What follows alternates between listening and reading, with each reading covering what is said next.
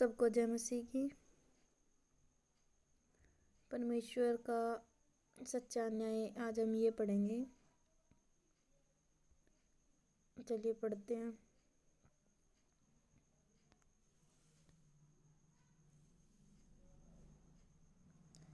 अंत है दोष लगाने वाले, तू क्यों न हो निरुत्तर है, तू कोई क्यों न हो निरुत्तर है, क्योंकि जिस बात में तू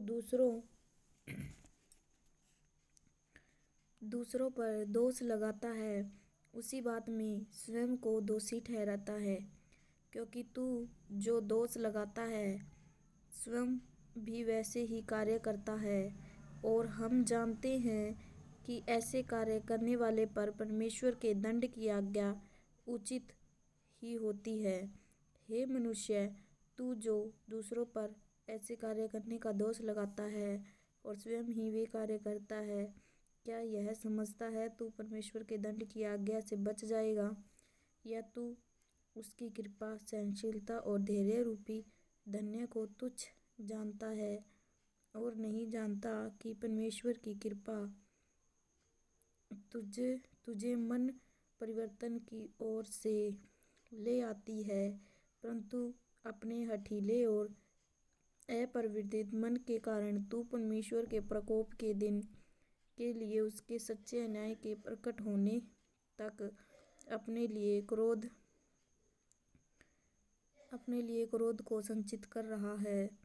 परमेश्वर प्रत्येक मनुष्य को उसके कार्यों के अनुसार फल देगा। जो भले कार्यों की धुन में रहकर महिमा, आदर और अमरता के खोजी हैं, उन्हें वह अनंत जीवन देगा। परंतु जो सामर्थ्याभिलाषा के वश में हैं और सत्य को नहीं मानते, वह परमेश्वर अभिलाषा के वश में और सत्य को नहीं मानते वरन अधर्म को मानते हैं, उन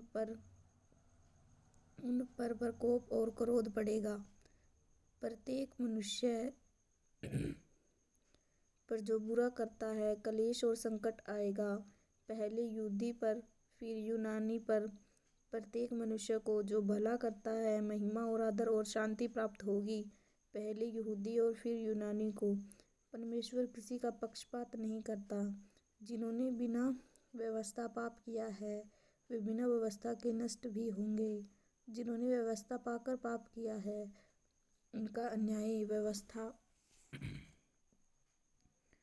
के अनुसार होगा, क्योंकि परमेश्वर की सक्षम व्यवस्था के सुनने वाले नहीं, परंतु व्यवस्था का पालन करने वाले धर्मी ठहराए जाएंगे।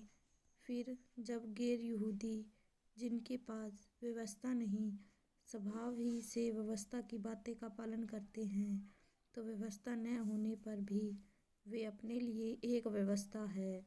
इस प्रकार वे व्यवस्था के कार्य अपने हृदय में लिखा हुआ दर्शाते हैं, और वे उनके विवेक भी उनकी साक्षी देते हैं, और उनके परस्पर विरोधी विचार कभी उन्हें दोषी या कभी निर्दोष ठहराते हैं। यह उस दिन होगा जिस दिन मेरे सुसमाचार के अनुसार यीशु मसीह के द्वारा परमेश्वर मनुष्य की गुप्त बातों का अन्याय करेगा।